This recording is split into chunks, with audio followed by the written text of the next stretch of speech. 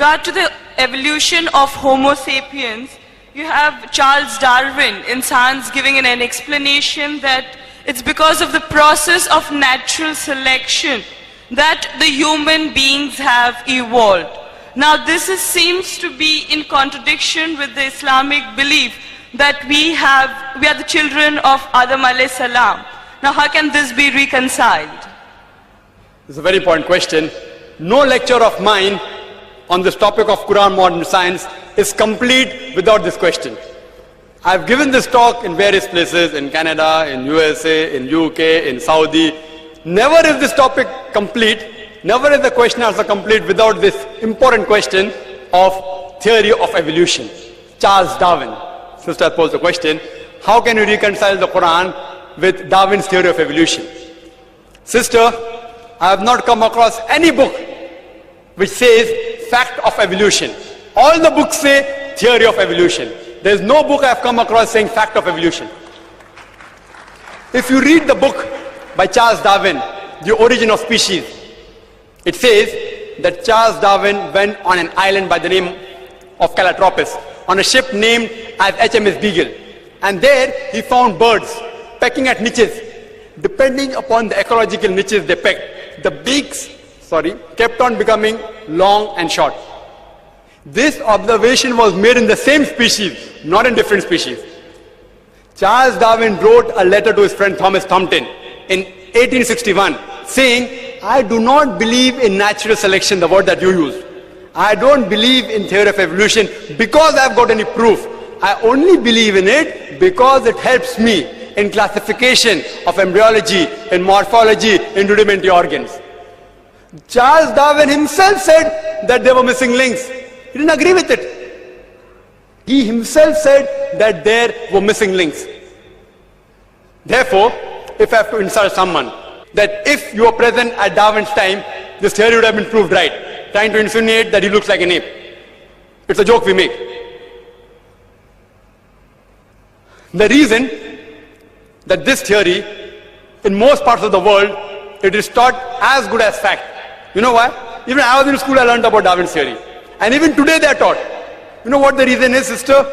The reason is because that if you analyze the church was against science previously. And you know the incidents that they sentenced Galileo to death. They sentenced Galileo to death. Why? Because he said certain statements in astronomy, etc., which went against the Bible, so they sentenced him to death, for which the Pope apologized now. So, when Charles Darwin came up with a theory which goes against the Bible, they didn't want any sufficient proof. An enemy of my enemy is my friend. So all the scientists, most of them, they support the theory because it went against the Bible, not because it was true. They only supported it because it went against the Bible.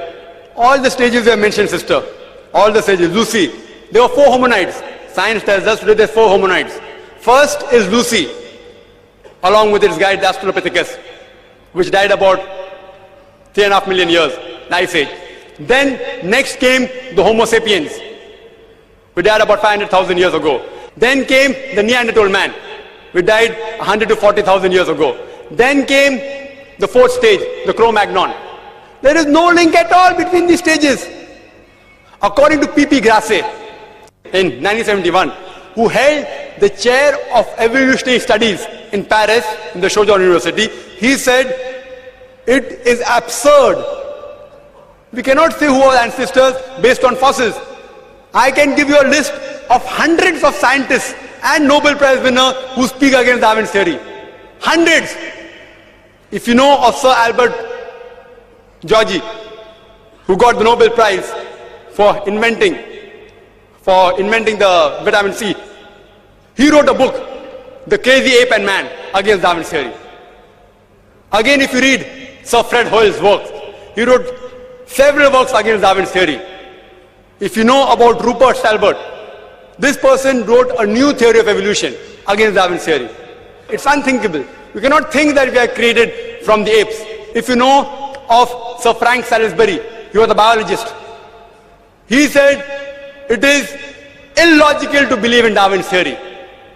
If you know about Whitemead, Sir Whitemead, he wrote a book against Darwin's theory. He was also a biologist. Several, you can give a list of hundreds. Today it is taught in the schools. Why? I told you. Media is in their hand. Otherwise, there's no proof at all. There are certain proofs at lower levels. An amoeba at lower species level, amoeba can change to paramecia. Quran does not say amoeba cannot change to paramecia. Quran does not say. If they have got proof, can be possible. It's not against the Quran. But there's no proof at all. People talk about molecular biology theory. They talk about genetic coding. According to Francis Crick, who's authority in this field, he said it is unimaginable. Again, if you do that ratio, the probability of one DNA forming from ape to human being is again 0. If I start calculating, I think we'll get bored again. You know the calculation I told you for one protein molecule? It is somewhat similar from one DNA. It is not possible at all. You know, there was a theory recently that homosexuality is genetic. And when I read in the Times of India, I thought, surely, the moment I attend the next lecture on Sunday in IRF, I'll be asked this question. If homosexuality is genetic, how can Allah blame us? Quran speaks against homosexuality. And I said that, see, this is a theory. Wait till it gets established. It's a theory. Don't comment on that. Within the matter of span of this few months, it was proved to be illogical. And the person who propounded this theory that homosexuality is genetic himself was an homosexual. Therefore I said, I'm going to give my talk on scientific facts, not on theories and assumptions. Darwin's theory has not been proven. We have not been created from ape. There are hundreds of scientists who speak against that, and Quran speaks against that also. Quran says the first man was Adam, peace be upon him. Inshallah, they'll discover it 100 years afterwards, or maybe 1,000 years afterwards. Today there is research showing that human beings have been created from one pair. Again, it's just a theory. It supports the Quranic verse that human beings have been created from one pair, male and female. It's just a theory, therefore I don't quote that in my talk. Inshallah, it will be established 50 years afterwards or 100 years afterwards. Then we'll know that Quran conciliates with this part. So far, it's not conflicting. It's not conflicting with established science at all. Hope that answers the question.